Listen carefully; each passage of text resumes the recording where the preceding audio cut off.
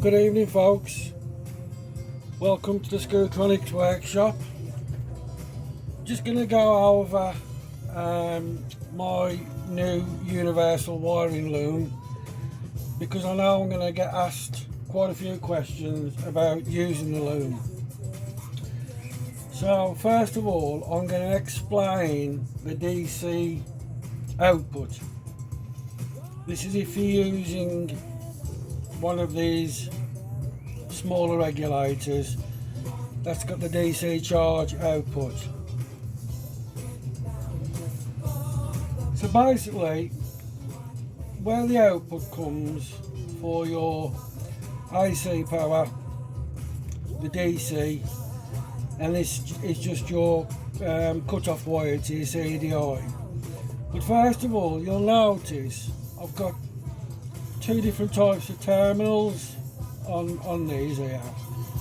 I use the more industrial type for the AC output and the DC output, and I use a non-insulated crimp with a boot on for the CDI, for the cutout wire, because these are actually thinner and it makes it easier to get in the CDI rather than these type. These type are a lot thicker metal inside. So if you've got one of my small regulators with a DC charge output, the DC charge output goes to the top left connection like that. So I'm going to take that off. Now what you'll notice on the loom is you've got this DC exit, and this comes out roughly down towards the toolbox, and it's long enough to either go into the toolbox or to go over if you've got a battery fitted in a battery tray by the back wheel. Now what you've got to do is you've got to cut this wire, and I'll do it on this loom because this is like a demonstration loom, and you've got to establish then which of them two wires, one will go up to that terminal there, and then the loop will go out, and then that's your feed into your headset, the red wire here. So the best way to establish which is the battery in and the battery, also you'll have to have battery in and battery out. So the feed from the regulator will go directly to the battery. So what I'm going to strip these two wires first. So one of these will go to this connection here, another one will go down to the headset connection down there. So the way to establish which wire goes to here, you can just use a meter, and we can use on continuity. So it's on continuity now. So basically hold the one on there. So it's not that wire, so it's this one.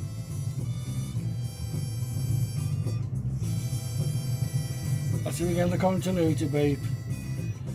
So that wire, I'm just gonna cut this out, I won't forget.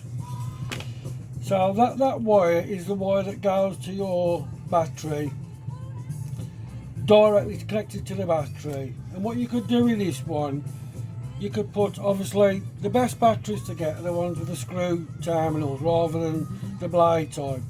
So you'd fit one of these loops on, obviously strip it and fit it, and that goes directly to the positive side of the battery. I'll just get you a battery to show you.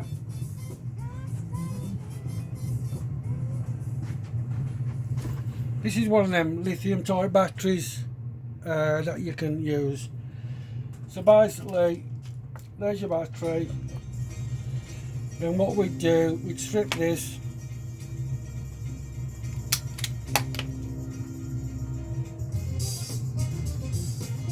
and then these are the proper insulated crimp tool.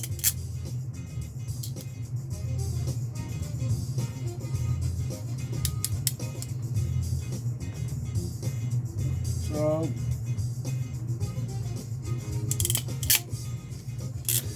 but what you do, you cut this to size first. It's probably miles too long, but I've left plenty on, you know, because I mean you might need cutting back to there. So that's the one that would sort of go onto your battery directly from the voltage regulator. It doesn't need a fuse in this part, so you put down there.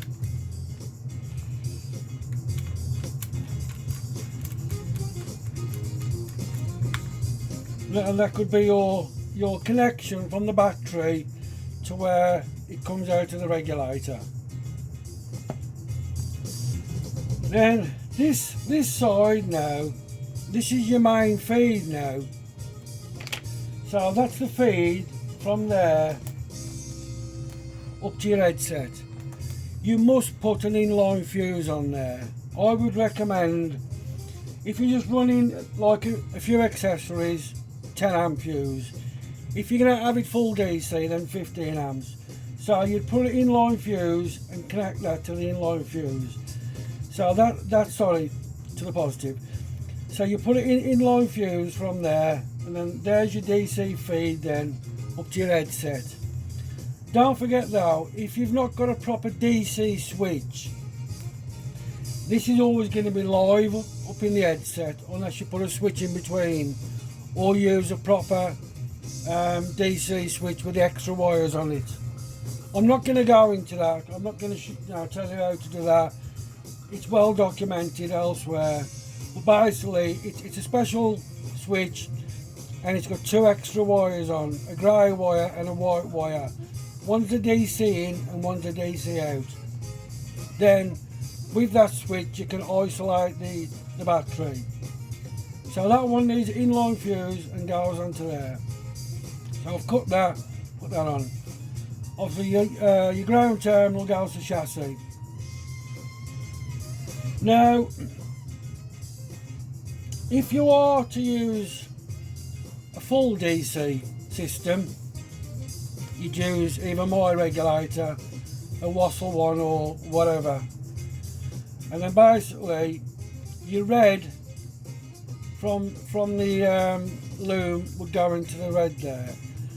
Just using the red is plenty enough, because this is rated at 11 amps the wire, which you're never going to get 11 amps from the system. So you can get away with just using the red and not using the brown.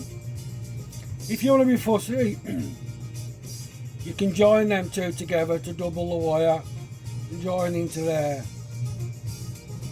Again, the same system, one to the battery and output with an inline fuse. Then you've got full DC, and your DC would come up to the headset through there.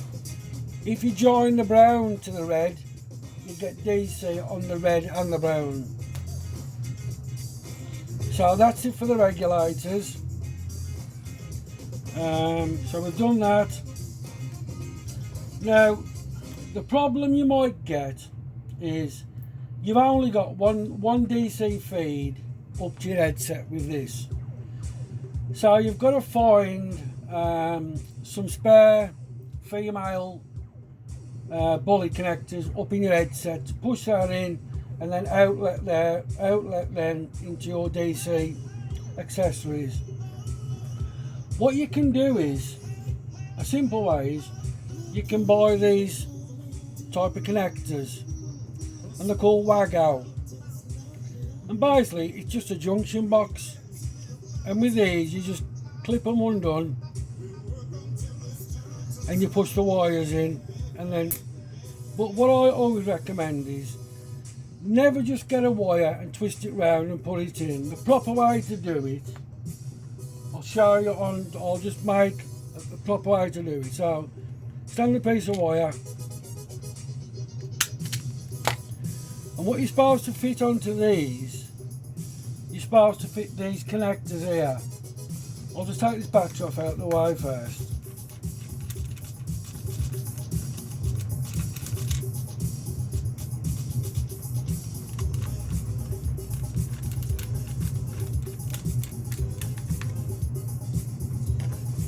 What these are called, they're called Bootlegged ferrules.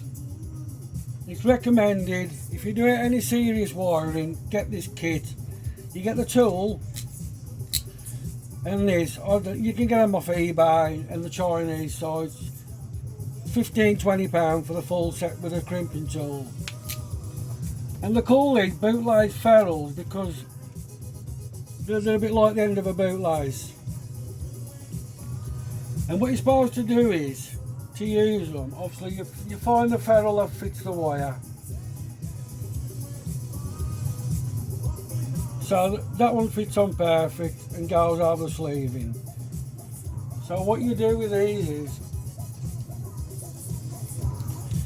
you put the ferrule into these, just like hold it,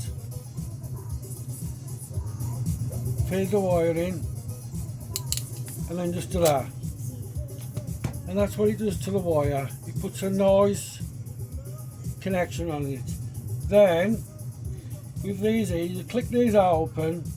Imagine this is a red wire, it's coming from your loom now. So you put that in there and close it down. So that's, imagine it's red, although it's white. So you've got your DC feed coming in. Now you've got 4 outlets now. So you can have your sat nav, USB ports, whatever. These are great. I don't know, they're only 20–30 pence each. But there's different types. There's that one there with 5 on. You can get like a 2-way, 3-way, 4-5. I think you can get a 6-way as well. And then there's these type here, which is just for 3. Again, you pull them down and then put the wire in. So I could take that one out of here like that. And if I wanted to use this type, put the wire in, press it down, that's in. So that might be a bit more convenient, smaller. But you don't have to put these ferrules on, but that's the proper way to do it. If you look in any industrial electrical panel, electronics panel, every wire must have a bootlace ferrule on. We never just strip the wire, twist it around and put it in. We always put bootlace ferrules on. So there's different types of these. If you search on Amazon, eBay, just type in that Wago, and these come in different, like I say, 2, 3, 4, 5, probably 6 as well. But you'll need to cut off the bullet off there and put one of them bootlace ferrules on. Okay, if the crunch comes to the crunch, you haven't got the bootlace ferrules, which 90% of people are not going to have. You can strip the wire, twist it well, but it's not recommended. Now, I'm going to show you one thing about these, what we call a non-insulated crimp. And a lot of people put these on with the wrong tools. I'm going to show you the proper way to put one of these non-insulated crimps on.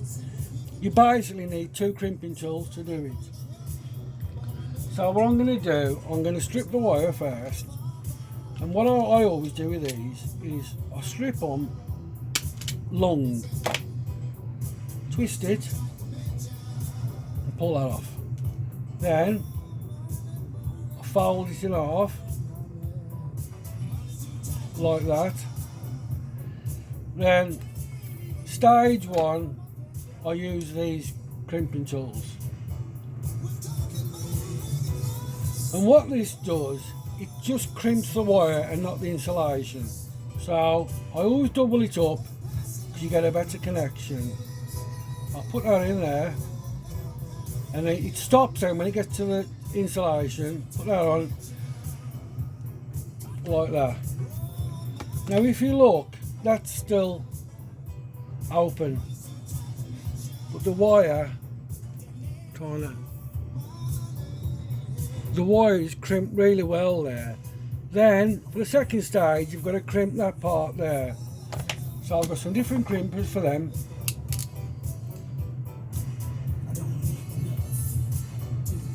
Right, so all I'm doing is just crimping the end part like that. And that's a perfect crimp. and you won't pull that off there. Well, you will eventually, but another thing is, what people complain about is sometimes they'll pull these off and the wire comes away.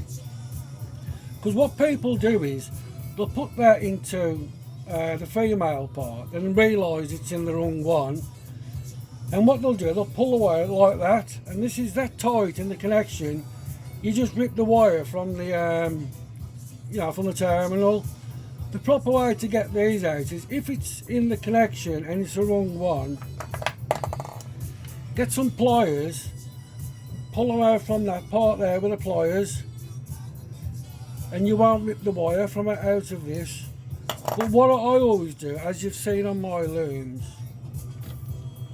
what I do, I get some heat shrink, and I heat shrink it right back to the tip of the bullet there, and then heat shrink that, because sometimes you'll get these inside the back of headsets, and they're pushed in to that part there, then these will like start touching each other and shorting out. So I always tend to put a piece of heat shrink on, or you can buy some proper clear boots for these, what you push on, and you'll insulate that part.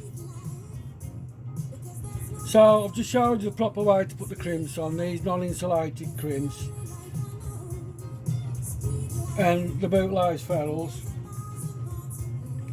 So the main purpose of this video was to explain to people how to split this red wire, because I know people have asked me, they'll say when you cut it, well, which wire goes where? So you've got to meter it out to find out which one comes up to there, and then which one goes to your main DC feed. So that's it really.